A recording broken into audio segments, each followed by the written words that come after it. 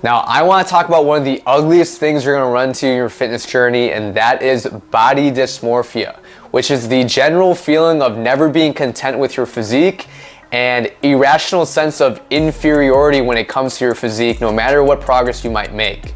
Now, I, like many others, have struggled with body dysmorphia in the past. At its height during my sophomore year of college, it almost even led me to developing an eating disorder.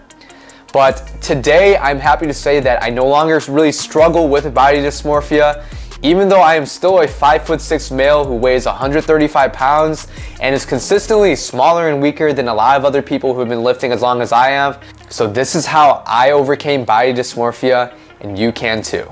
So in order to really overcome body dysmorphia, you need to understand why it's happening in the first place. So to answer this, it's kind of hard because it's kind of a personal question that really depends on the individual. But I attribute these three main things to be the reasons why people generally suffer from body dysmorphia in this day and age. So number one is comparing yourself to others, especially because of social media. How often do you find yourself comparing yourself to others on social media? Now, you have to keep in mind these people can be enhanced, these people can be finding the best lighting possible for these photos. Whatever it may be, there's a reason why there's a saying, comparison is the thief of joy. Number two is having too much sense of self-worth and identity wrapped in your physique. Now, have you heard any other fitness content creator ever tell you that?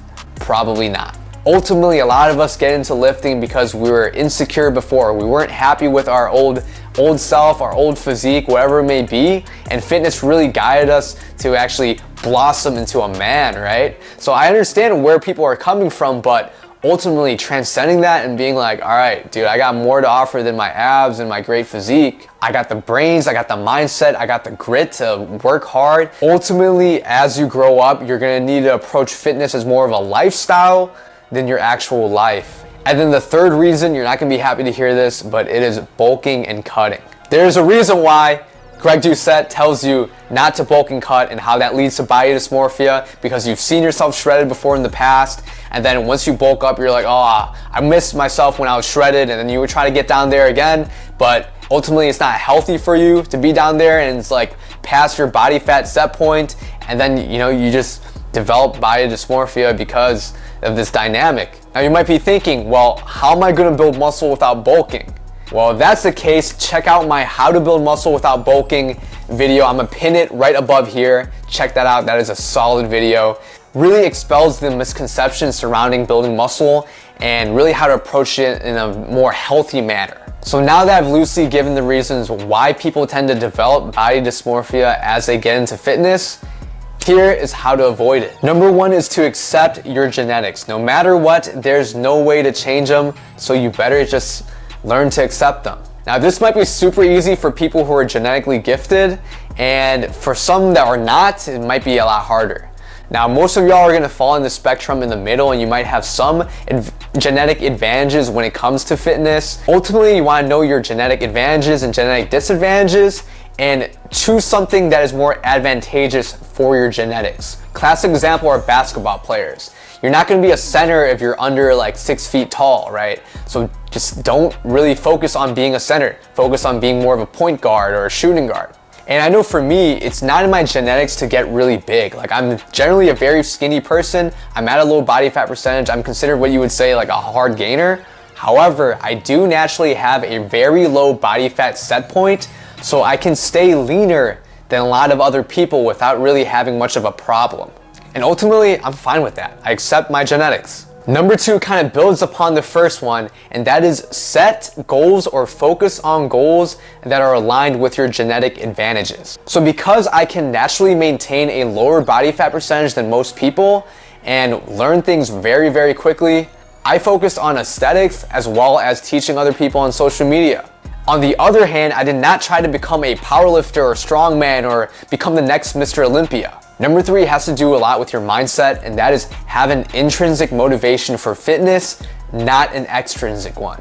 So to explain this, having an intrinsic motivation to pursue your fitness goals has more to do with you just enjoying lifting and you enjoying how fitness benefits your health rather than like lifting for clout or like for girls or something like that. And I know a lot of you young folks watching this probably relate to that. Now, like I know I look like I'm 16, but I'm actually 24 and you know, I've been there before, but ultimately, dude, like you want to kind of transcend that thinking and be like, all right, dude, I'm really more lifting for my health. I like how I feel. It gives me confidence. I'm telling you, these are ultimately like way more important reasons to be lifting. Okay, so number 4 is having goals outside of fitness. Now, I'm gonna start by saying that fitness is one of the most important things in my life. It single-handedly shaped the past 8 years for me, and I'm gonna be freaking passionate about fitness for the rest of my life. However, with that said, I'm still telling you here as a fitness content creator that you need to have goals outside of fitness as well. I like to think about fitness as a stepping stone to having a good life. It teaches you how to take care of your health. It teaches you discipline. It teaches you how to work hard and be confident with the hard work you put in. But fitness is ultimately best when it is impacting other areas of your life that's equally as important. What I mean is I highly recommend you have goals outside of fitness, whether it be self-development goals, financial goals, it could be hobbies related to, let's say, like if you're into music, it could be art, anything. And what I do know is a killer combo is taking care of your fitness goals as well as an entrepreneurial, more self-development driven goal. It could be fitness in cooking, it could be fitness in business. Look at Alex Hormozi, he's a great example. He definitely takes care of himself and look at where he is now. And I'm telling you, if you're in high school or college, fitness is like the best thing to get into, but don't make it your life. You need to find something else to support it as well. Number 5 is super simple. It's just don't track calories or bulk and cut.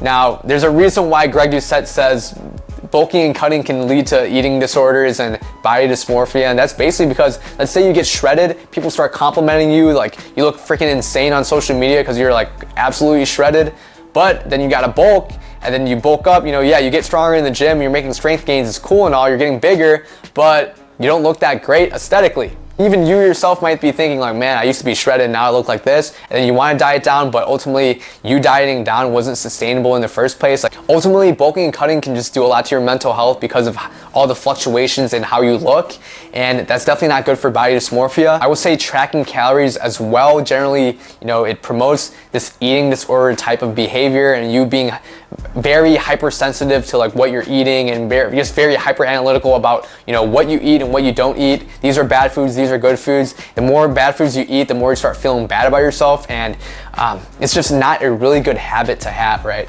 I think tracking calories can be great for a short period of time, especially it allows you to like learn how to eyeball things more quicker.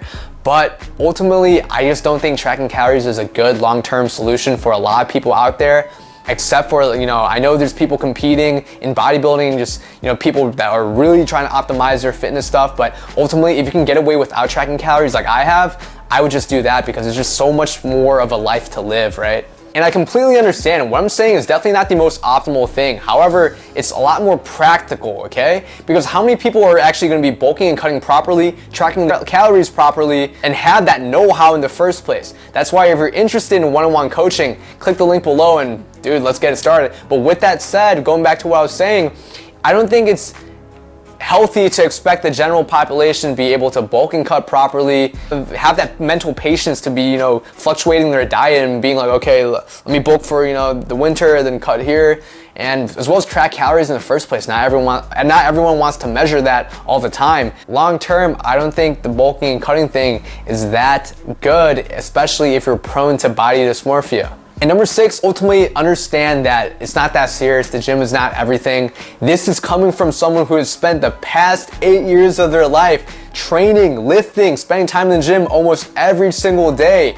Dude, I barely took any rest days in the past 8 years, except for injuries I might have. And even when I broke my finger, I was supposed to be gone for 2 months. I started going back after a month. Like that's how much I freaking love the gym. However, I still have that balanced understanding and nuance to understand that always prioritizing working out and over other things it's just not a very good productive way to enjoy your life, okay? I have a good relationship with food and my physique. Even though I have like a skin condition, you see all the bumps on my chest, I just don't care at this point, right? There's just a lot more important things to fixate on. Life is way too short to always be grumpy and never be satisfied. Now look, you can have strong goals, you can be hard on yourself, you can be self-accountable, but be proud of the work you put in, man. Not everyone really takes care of their health and really has this discipline to carry on, so always be proud of that.